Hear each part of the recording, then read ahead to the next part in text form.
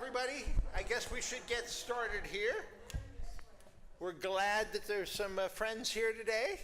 Happy Mother's Day to any mothers, or people that wish they were mothers, or want to be mothers, or used to be mothers. Grandmothers. We all had mothers. We all have mothers. All those that mother. And people that mother. And husbands that help their wives be better mothers. Alrighty, people at home, hello. If anybody's watching, Michelle is up in British Columbia, Alberta, Canada. I hope she's tuning in, although it's hours earlier out there. Well, everybody knows my name is Byron. Stephanie and I from the Christian Ed Committee have been leading this conversation around the crisis in the Middle East. It's an ongoing conflict that goes back forever, but it's been particularly heightened with the awful attack last October, just the brutal, horrific attack that Hamas did, and then Israel's, what some of us would think, a disproportionate and overreaction in decimating the Gaza Strip. So, as you probably know, it's been in the news this week that there's some debate about how much more weapons that we've already authorized that the president's going to allow to be sent.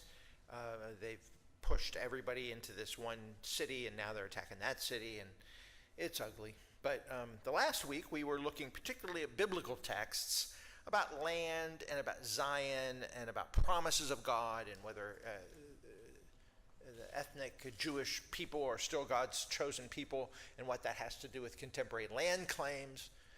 We even talked just a little bit about how it's not that dissimilar from America when white colonists came and kicked the native people out of their homes and then kept pushing them onto reservations. Arabs have been there forever, as have Jews. And of course, the promise of God to be faithful to Abraham and Sarah, we looked at that briefly in Abraham in Genesis 12 and Genesis 15, to be a blessing to the nations, included the seed of Abraham. And how many children did Abraham have? 1, 2. And their names? Ishmael. Isaac and Ishmael. Hey guys. Hey, welcome. Good to see you. So Abraham had, through Hagar, a child called Ishmael. And so the seed of Israel, of Jacob, Abraham, Isaac, and Jacob, end up being a whole lot of people on different sides of this divide. Some think then there's texts in Galatians and Romans that said Jesus is the ultimate seed. The question of that is really theologically complicated. Paul talking in Romans and Galatians about who the covenant is and who's grafted into whom and whether the Jews will ultimately be saved in some time at the end. And we just don't have time to go into all that, but that is itself a fascinating subject. But what I want to do just briefly before I turn it over to Stephanie is to just read a couple biblical texts. Yeah, could you hand me a Bible stuff? We looked last week at Amos, the prophet Amos, who said that secular nations, pagan nations, should be held to the highest standard. And it looked in the first 2 chapters of Amos, all these different groups, including Gaza, all these different groups, Tyre and so forth, that were doing awful things, and God was judging them. And then finally he gets to Israel and Judah, the divided kingdom. And Amos then had some powerful passages about criticizing Israel's nation state and their religious worship if there wasn't justice in the land. The famous Martin Luther King text, "Let justice roll down like a mighty river," of course comes from Amos, and that's after Amos is saying, I don't care about your worship songs and your solemn assemblies and your praise music if you don't care about justice in the streets, that there's a hypocrisy for the religious establishment if they didn't care about the poor and the needy and the hurting and the injustice. There's stuff about land grabs in Amos. So we just looked at Amos briefly. And what I suggested is that at the end of the Old Testament, especially after the exile, we looked at that fairly carefully, but after the exile, there was a couple of generations of prophets who had an ongoing debate amongst themselves about what it was going to look like when they had to rebuild the New Jerusalem. Cyrus let them go home. They come back, hey man, they come back to Israel. And of course it's gone. Jerusalem's been destroyed, the temple's been destroyed. And so after Babylon, after exile, they come back to rebuild the city. And you get a lot in the Old Testament of passages then at that point at the end of the Old Testament about rebuilding the city, about what a new reconstituted city ought to look like. And so one of the passages that's just sort of famous about this is Isaiah 65. And just to sort of, again, talk about how after the exile, they're returning to it's sort of like us going back into New York after 9/11. You know, things are a mess, and we have to rebuild and say, well, what do we want the trade towers to look like now, now that they're gone?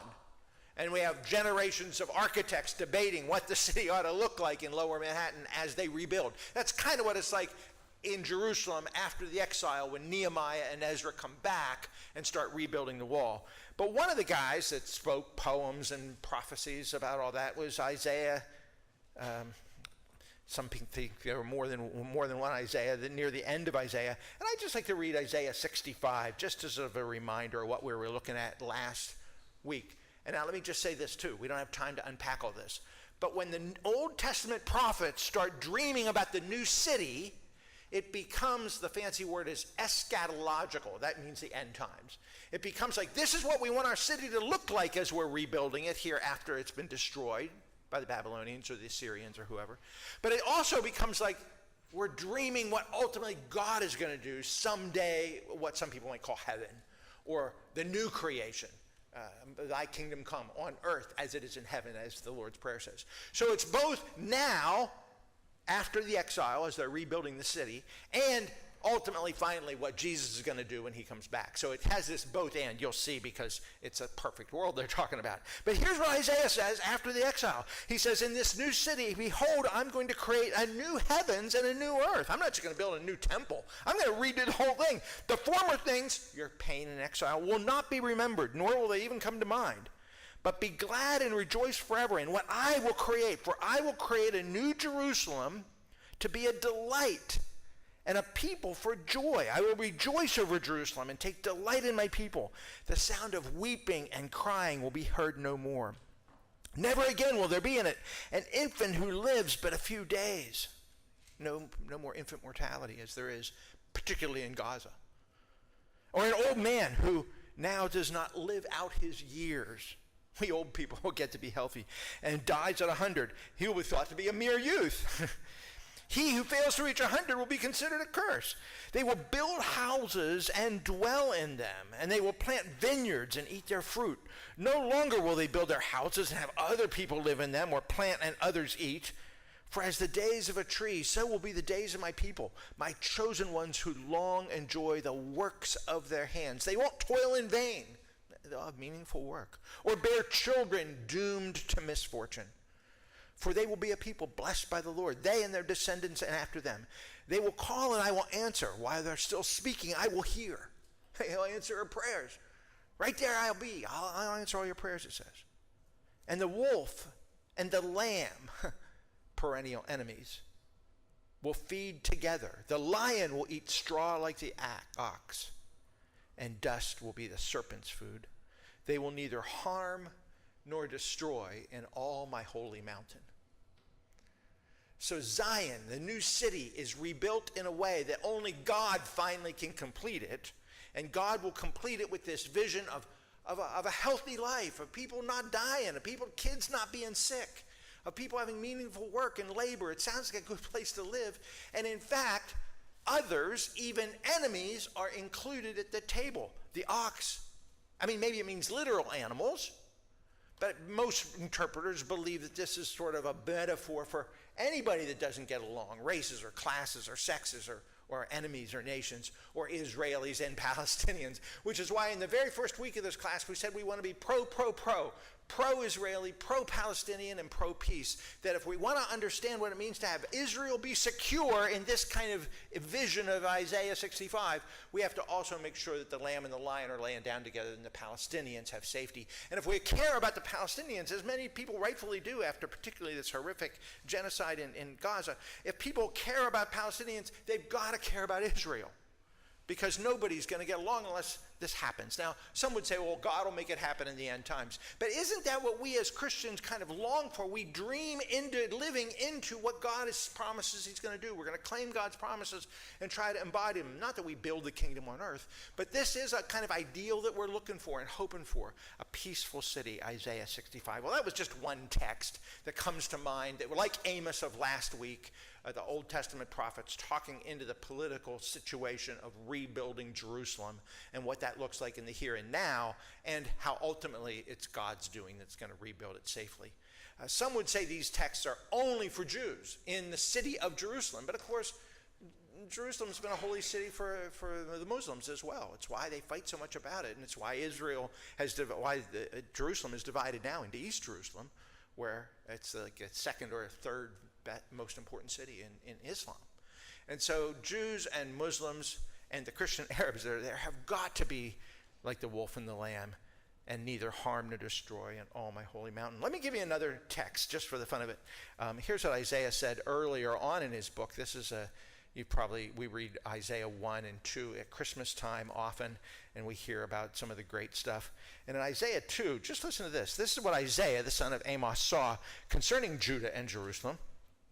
In the last days, the mountain of the Lord's temple will be established as chief among the mountains. It will be raised above the hills, and all the nations will stream to it.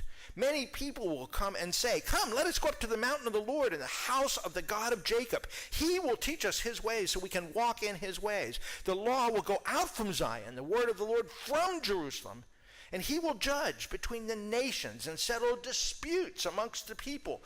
They will beat their swords into plowshares and their spears into pruning hooks." The weapons of war are going to be turned into the weapons of farming. The stuff that's destructive is going to become life-giving because God's going to be there. But what do you notice in the beginning of the passage? People from all over the world are going to stream in there. And remember last time we talked about how Ezra, after exile, tended to emphasize purity and exclusion. They thought that the reason they were sent into exile was because they weren't pure enough, and they had to send back their foreign wives even and break up families, because Ezra said the seed has to be pure. And so ethnic Israel became exclusive, keeping anybody out.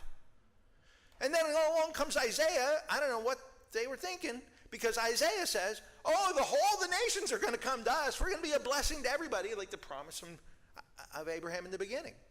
So you see these tensions in the Bible, some that sound exclusive, like Ezra, keep the bad guys out, and this dream of Isaiah where swords are going to be beat into plowshares because you're going to need some conflict resolution when everybody shows up in your town, because there's all kind of people coming in. So of course there's a need to beat their swords into plowshares because all these former enemies are coming to your hometown. Okay, so that's just some of the stuff we were talking about last week. Let me just tell you real quickly how Jesus does that.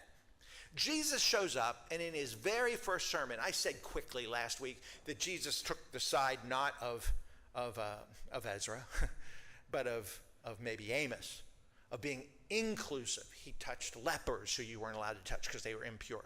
He talked to women in the public square who you weren't allowed to do because they had their menstrual cycle and were dirty.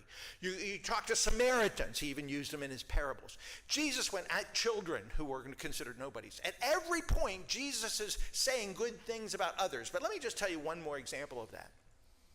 Jesus' very first sermon, it's in his old hometown. Luke 4 is where you can look it up. It's a long chapter.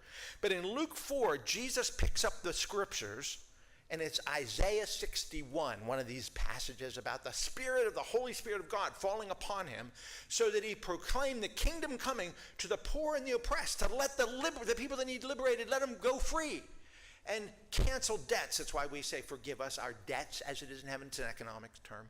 And in Luke 4, Jesus is quoting Isaiah 61, and everybody knows Isaiah 61 is a reference to Leviticus 25, the year of Jubilee, where every 50 years the Jews would let anybody in jail get out of jail. And the land would rest for a year so there could be ecological sanity.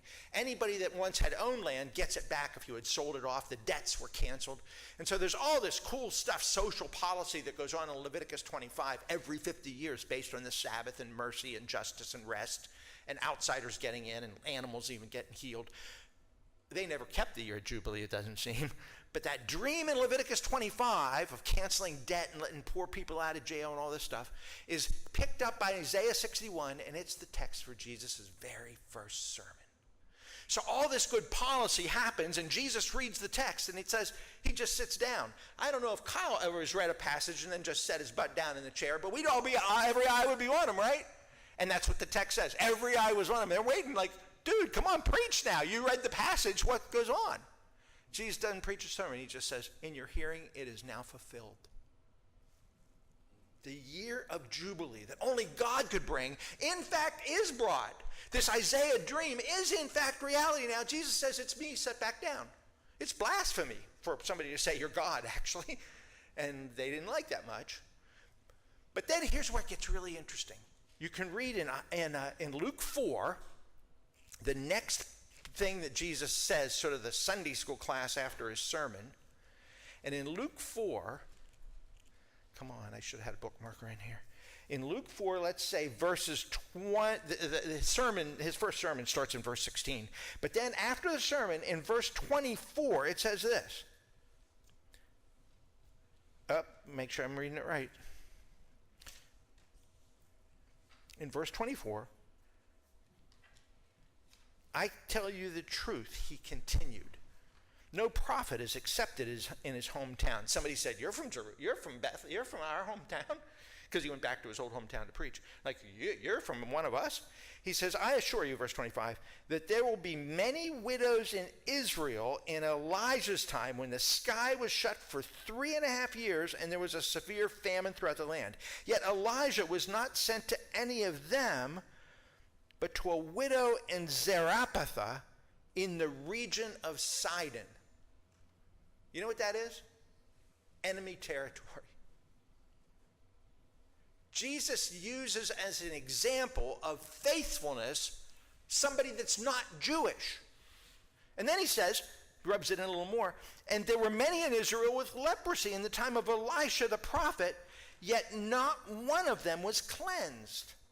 Only Naaman, the Syrian, from Syria, terrorist country.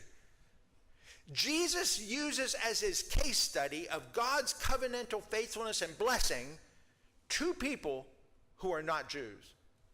They're being included into the family of faith, held up as examples of God's covenantal blessing, but not to his own, but to outsiders. They understood the lesson maybe better than we do, because you know what they wanted to do, how the story ends? They wanted to kill him. They're like, oh no, we're not having this. They take him to the edge of the cliff and try to throw him off. He walks away, gets away. Jesus' very first sermon is the year of Jubilee, this restoration of good social policy for everybody, and inviting the outsiders into that.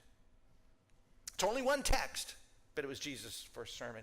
You can look up those exact passages if you want to, the king's story in 1 Kings 17, or the other Naaman situations in 2 Kings 5. Jews must be invited to the land, but also have obligations to live into this kind of inclusive, fair, just community where they love and respect others, welcome others, including enemies. Proverbs 25, Old Testament text, which Jesus probably drew on, says if your enemy is hungry, feed them. Or the story in Exodus 23, which says, again, to do good even to your enemies. And if your enemies' animals are hurting, you got to heal the animals. It's literally a law in Exodus 23 about caring for the animals of your enemy. In 2 Kings 6, in another text, Elijah is saying that if the people are hungry, he creates a meal for his enemies. And there's a big narrative in almost a whole chapter of him feeding the enemies. And he can't believe that the prophets tell him to do this. He's a military commander. And he's saying, you want us to offer a meal to our enemies? He asks him like 3 times, really? Really? And the prophet says, yes, do it. And it stops the war. So there's these texts about this sort of stuff that we hinted at last week, and that again I just wanted to highlight a couple of these examples of inclusion being one of the streams of thought within the Old Testament scriptures that Jesus himself seems to pick up on. Jews and others, none of us really, want to do that. And let me just give you one quick reason why. I think the number one topic in the entire Old Testament outside of God's love and faithfulness is idolatry. There's more verses about idolatry than probably just about anything in the whole Bible. Idolatry is, as we've talked about even in this class, when you put anything above God other than God, right? When you love something, even a good thing, more than you should. A disordered love where you commit yourself to something that becomes so important to you that you'll do anything to hold on to it. National security becomes one of those things for every nation state. And it is certainly that way now for Israel. When you will do the unspeakable, bomb hospitals and kill children and civilians, when you will do anything to get what you feel you need, even if it's a good thing, I think that indicates an ideology that's an idol. Let me say that again. When you think the ends justifies the means, when you'll do anything, even bad stuff, to get what you need, you know you're awry. You know something's fishy. You know it's an idol. Because now you're saying that is so important, I will even violate God's own rules. Because the ends, the good ends, justify the means. If you're willing to kill children in the name of anything, I want to say that's an idol. That's just me. But I think this question of idolatry is sort of the issue at hand. Jesus said, if you want to find your life, you have to lose it. And I think that might, he was speaking to individuals, I think it might apply to nation states. That if you finally want ultimate security, you have to let go of some things. This desire to make yourself secure at any event, at any cost, indicates an idol. And you've made the very thing that you want, national security, at risk, because your enemies are then going to come back at you and you'll live in perpetual war. So I think this resisting of idolatry is something that the texts would get us at, and if we had more time we could talk about them. This must be said to the Palestinians, who want liberation from their occupation, and it must be said to the Jews, that idolatry has got to end. There's more that I could say, but I feel like one example of this sort of idolatry is when the Christian community, particularly conservative Christians historically in the 20th century, began to say we support Israel no matter what, because they're God's chosen people. It's called Zionism, Zion, the city of Jerusalem. And when that's turned into an ideology or an idol, it begins to shape and will do anything because we're Zionists. And that's a theme or a feature of contemporary politics and the religious landscape that we have to understand. And I'd like Stephanie to try to help unpack that a little bit. Make sense? We can talk more about this next week. By the way, I didn't say this. We want to extend this class one more week. Maybe just to have conversation and stuff. So we have other stuff planned for the next spiritual formation class, but we just need another week doing this. So come with your questions ready to go. We're going to have lots of time next week just to have a free flow. But for now, Steph has some good content she wants to share with us.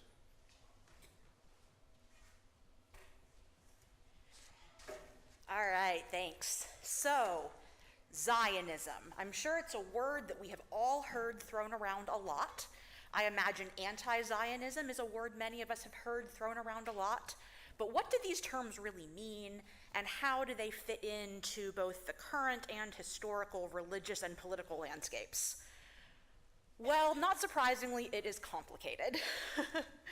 So Zionism is one of those terms that has been used in different ways by different people, and its usage has evolved over time. It's definitely not a monolithic movement. There have been people and organizations that have identified as Zionists that have been advocating fairly different things. So it doesn't mean just one singular movement that's unified. But broadly speaking, it's a nationalist movement that emerged in Europe in the late 19th century, aiming for the establishment of a homeland for the Jewish people, and particularly in Palestine, a region roughly corresponding to the land of Israel in Jewish tradition. Then, following the establishment of the State of Israel in 1948, Zionism became a term used to describe an ideology that supports the development or protection or expansion of Israel as a Jewish state. So that's more or less the broad overview. And the term Zionism is, of course, a reference to Mount Zion, which was a particular hill in the city of Jerusalem, but it also in the Bible functions as a synecdoche, a sort of metaphor, an image for the entire city of Jerusalem and all that it represents, and sometimes even for Israel as a whole. Here's how Walter Brueggemann describes it in this book we've been drawing from a bit. He writes, "The significance of the name Zion in the Old Testament depends upon the poetic force of the term that transposed an actual place into the most sweeping liturgical claim. In poetic imagination, Zion came to refer to the larger symbolic significance of Jerusalem as the seat of the Davidic dynasty with its messianic implications, the site of Solomon's temple with its assurance of divine habitation, and the locus of Israel's most precious promises from God. In subsequent interpretive imagination, Zion became a reference point for all of the socio-political, theological claims of Jerusalem that came to dominate the hopes of Israel. It was, moreover, the center of an economy that supported a small urban elite who enjoyed surplus wealth resulting from peasant agriculture in the surrounding region. Eventually, it became a summary for the city with all of its political possibilities and its theological claims. The poetry does not distinguish between the city, the temple, the monarchy, and the political military apparatus. But taken all together, they provide an image of well-being that is assured in the future that God will give Israel. So I want to start by just looking really quickly at a few examples from the Psalms that sort of show us what this idea of Zion represented in the Bible. For one thing, Zion is celebrated as a source of beauty and wonder. We see, for example, in Psalm 48, his holy mountain, beautiful in elevation, is the joy of all the earth. Mount Zion in the far north, the city of the great king. Walk about Zion, go all around it, count its towers, consider well its ramparts, go through its citadels that you may tell the next generation that this is God, our God forever and ever. He will be our guide forever. Zion is also lifted up as the dwelling place of God. In Psalm 76, we read, "In Judah, God is known. His name is great in Israel. His abode has been established in Salem, his dwelling place in Zion." It's a place that's imagined as a goal for pilgrimage. In Psalm 84, we read, "Happy are those whose strength is in you, in whose heart are the highways to Zion. As they go through the valley of Baca, they make it a place of springs. The early rain also covers it with pools. They go from strength to strength. The God of gods will be seen in Zion." And it's a place where God is exalted. Psalm 97 says, "Zion hears and is glad, and the towns of Judah rejoice because of your judgments, O God. For you, O Lord, are most high over all the earth. You are exalted far above all gods." So there's this long, and those are just a few examples of the way that Zion has this prominent place in the poetry of the book of Psalms and of the language of the Old Testament in general. But of course, all of this beauty, all of this wonder, all of these hopes for wellness were destroyed. The temple was destroyed, the people were cast into exile, and Zion continued to be sort of a focal point of lament and longing during the time of exile. Psalm 74 says to God, "Remember your congregation, which you acquired long ago, which you redeemed to be the tribe of your heritage. Remember Mount Zion, where you came to dwell. Direct your steps to the perpetual ruins. The enemy has destroyed everything in the sanctuary." We see more grief over the loss of Zion in Psalm 137. "By the rivers of Babylon, there we sat down and there we wept when we remembered Zion." And then there is, of course, this promise of restoration of Zion. This is from Isaiah 46, where the prophet speaking for God says, "I bring near my deliverance. It is not far off, and my salvation will not tarry. I will put salvation in Zion, for Israel is my glory." Then in Isaiah 52, "Awake, awake, put on strength, O Zion. Put on your beautiful garments, O Jerusalem, the holy city. Loose the bonds from your neck, O captive daughter Zion." So that's just a really brief overview of the way that Zion functions in the Old Testament as this place of so much of both the sort of goodness of relationship with God, of the loss, and of the hope for restoration.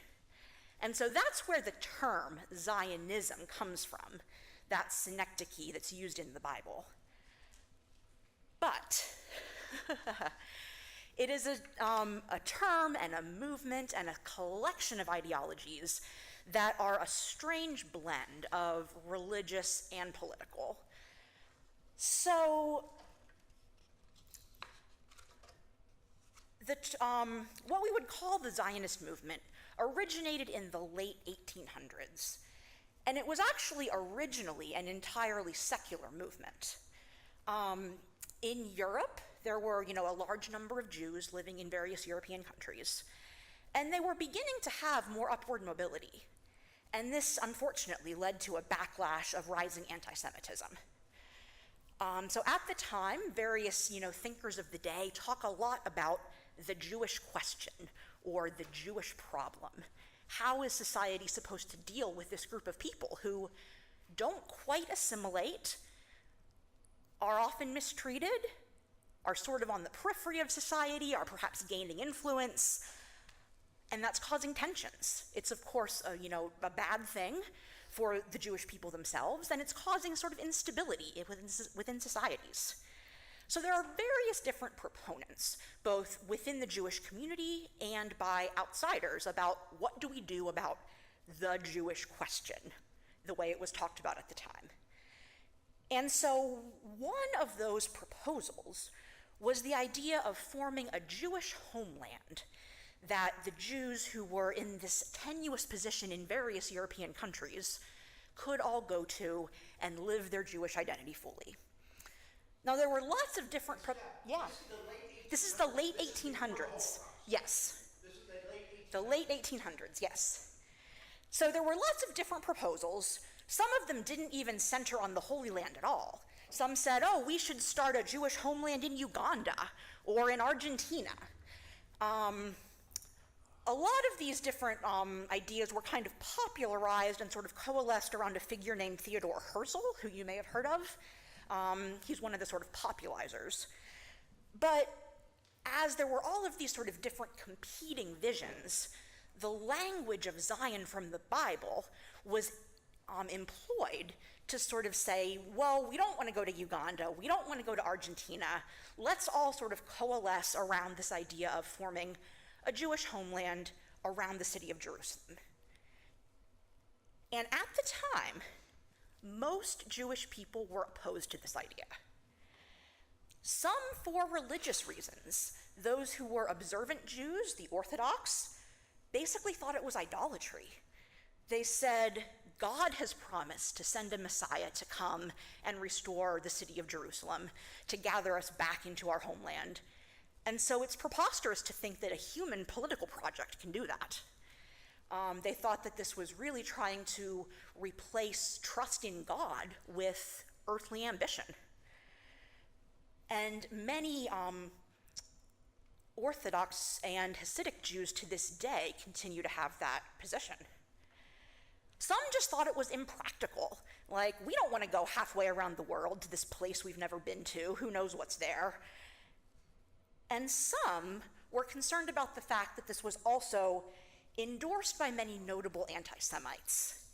Because as much as it was, on one hand, proposed by some outspoken Jewish proponents, it also, for the rest of society, seemed to conveniently solve this problem of a group of people that society might be more stable without. So there were religious, theological objections, there were practical objections, and there were political objections, saying, we want to be respected members of society here where we live. We want to be able to be successful and practice our religion and be accepted. We don't want to have to be cast out to somewhere halfway around the world. American Jews, that all was largely sort of the European scheme. In America, there was an interesting train of thought where American Jews said, our allegiance is to America. America is, in a certain sense, in certain people's minds, was kind of the way that God was bringing them to a new promised land of being able to practice freely and live free lives. Certain American Jews thought. And they didn't want to sort of jeopardize their position in societies, didn't want to compromise their allegiance to America by saying, we need to go to some other country. So both in Europe and in America, this was a pretty controversial idea, and most Jews were not Zionists in the late 18 and early 1900s. What was a turning point was the lead up to World War II and the Holocaust, when the safety of Jewish people became, in Europe, a really immediate, pressing emergency. And so needing to just get refugees to somewhere that they could be safe became a top priority. And that is when the idea of not just a homeland in some sort of general sense, but actually the idea of a nation state started to coalesce.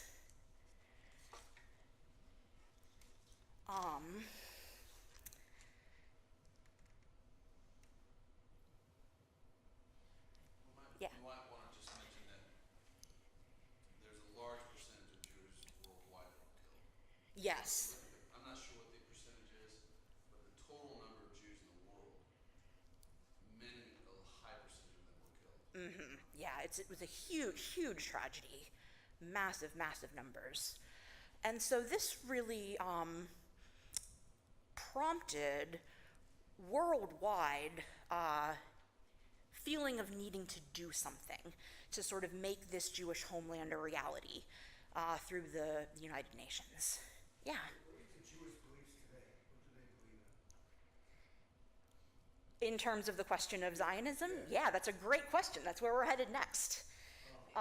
Yeah, you're... I was following what you were saying. Yeah. I'm trying to figure out. Yeah, no, great question.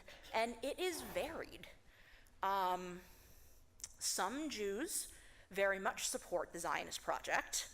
That really started to take off, at least in America, much more in the 1960s and 70s than it was perhaps in earlier decades.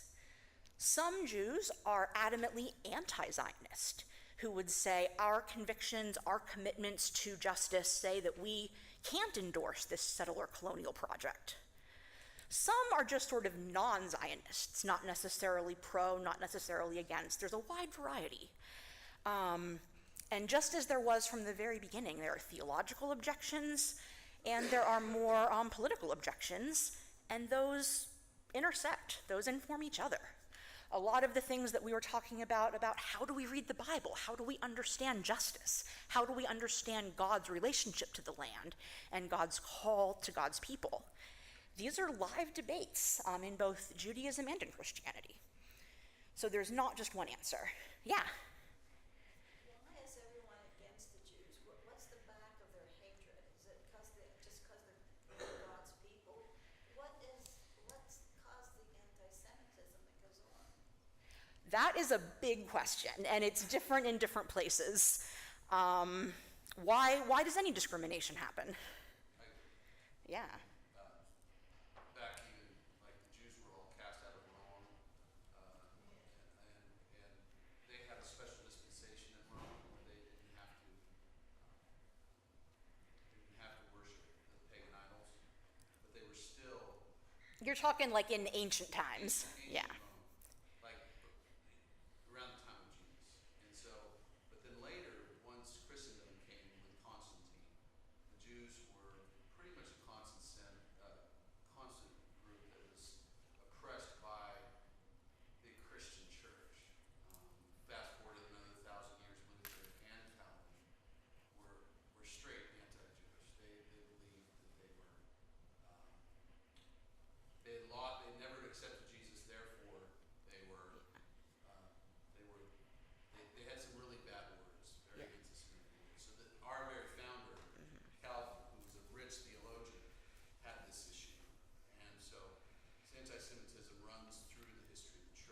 why Jews are so sensitive to like the Passion of Christ, where there was such a powerful depiction of the crucifixion.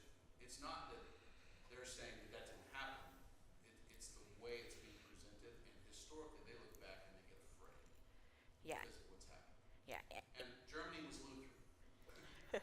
Bonhoeffer and Barth and several pastors in Germany resisted 200, 400, 800, but out of millions of Christians in Europe, there were very few people called righteous Gentiles who actually, maybe 25,000, even double that number, 50,000.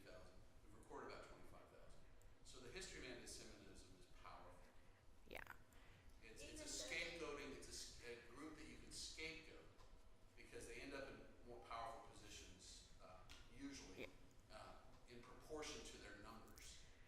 Yeah. So many doctors, professors, and lawyers were highly represented by Jews in Germany in the 100 years, 80 years before. Yeah, anti-Semitism has been a big problem for a long, long time. The causes are complicated, just like any sort of, prejudice and discrimination, but it has been and continues to be very real, is a very real problem that has led to disastrous consequences. So, some Jews think that that means it is important to have not just a homeland in some sort of theoretical sense, but a specific nation state. Other Jews say that's not the right solution. The Hasidic Jews today would still say, that's an idolatrous proposition. Man can't bring about our return to Jerusalem, only the Messiah can. Other more progressive Jews would have justice-oriented concerns about the way that the nation of Israel took land from those who were already inhabiting there. So there's lots of different perspectives, both pro and con. Christian Zionism is sort of its own animal. And this is a theological framework that is give or take 100 years old, and is sort of founded on the idea that we are living in the end of history. We are in the final countdown towards the end times. The establishment of the State of Israel in 1948 is a signpost that we are in the final days, that Christ is going to return soon. And that God's promises to Abraham, for example, do you have a Bible there? Could you look up Genesis 15:18, please? The way of reading the Bible and reading these promises to Abraham are still applicable to the nation of Israel today. When they read the prophecies in the Bible, they see modern events of the 20th century, the modern state of Israel, as being talked about in those biblical prophecies. Read Genesis 15:18. Okay, Genesis 15:18 says, "On that day the Lord made a covenant with Abram and said, to your descendants I give this land, from the river of Egypt to the great river, the Euphrates, the land of the Kenites, Kezanites, Canaanites, Hittites, Mosquitobites." So thanks. And then could you look up Genesis 12:3? Genesis 12:3. So we talked the other week about the ways that the land promises in the Bible are complicated, that land functions in a lot of ways. But this stream of Christian Zionism reads those promises as being applying very specifically to the modern nation state of Israel. It says, "I will make you a great nation, and I will bless you. I will make your name great, and you will be a blessing. I will bless those who bless you, and whoever curses you, I will curse. And all the peoples of the earth will be blessed through you." All right. Whoever blesses you, I will bless. Whoever curses you, I will curse. And so Christian Zionists read that promise to Abraham as applying to the modern state of Israel. And so in order to be in right relationship with God, this theology says, we must bless the nation of Israel. Perhaps that looks like sending money. Perhaps that looks like sending military aid. Well, no, perhaps. That's exactly Yeah. what it is. Yeah. It means sending military aid. So it's a blend of this particular way of reading the Bible with this sort of prosperity gospel that if we send aid to Israel, God will bless us as the United States. Jerry Falwell is quoted as saying, "Whenever the U.S. gets too critical of Israel, God will bring down judgment on the U.S." And then this further connects to Christian eschatology, to views of the end times, by reading prophecies, especially in Daniel and Ezekiel, that talk about 7 years of tribulation before Christ returns, a terrible war before the return of Christ, and that the Jewish people have to be in Jerusalem for Christ to return. So there is a sort of excitement about the prospect of a catastrophic war in the Middle East because it will hasten Christ's return. So it's a way of reading the Bible that Presbyterians don't do. It's a view of the end times that's different from Presbyterian eschatology, but it has become, even though it's a pretty new strand of theology, it's become politically very influential. Especially starting around the late 1970s and through the 1980s. Ronald Reagan sponsored seminars annually in the White House on Christian Zionist theology. Today, the organization Christians United for Israel has an immense membership and immense political power that is influenced by this particular, and I would say peculiar, reading of Scripture and understanding of how the modern state of Israel is believed to play into end times prophecies and be connected to Christ's return. As we said last time, Jesus is going to do what Jesus is going to do, and nothing humans do can cause or prevent that. So I think there's a lot of bad assumptions embedded in this theology, but it is one that is very influential in American politics today. So both Jewish Zionism and Christian Zionism have complicated blends of theology and politics all sort of mixed in together. And in both Jewish communities and Christian communities, there are some folks who support these ideologies and others who have a variety of different objections to them. So yeah. It depends on whatever your country you're from, so that's how you read it. Sure. Especially the United States, down south to out west, I'm sure different beliefs. Yeah. Christian Zionism is not exclusively American, but it is primarily American. Can I just ask a dumb question? How many people have heard of the Left Behind novels or the movies? Left Behind? How many people have read it? See, that's sort of an example of a fictionalized account of this alleged end times thing where the Jews have to get back to Israel and bad guys are trying to stop them and the good guys have to help. They sold millions and millions and millions. Some of the biggest selling novels from the last part of the 20th century. But it's all embedded in this Christian Zionism. Yeah. And just to be clear, this is different than saying, you know, the Jews are our siblings, we need to care about them. It's different than even saying that, you know, God has a special covenant with the Jewish people. This is something different than that. I want to say real Yeah, quick, please.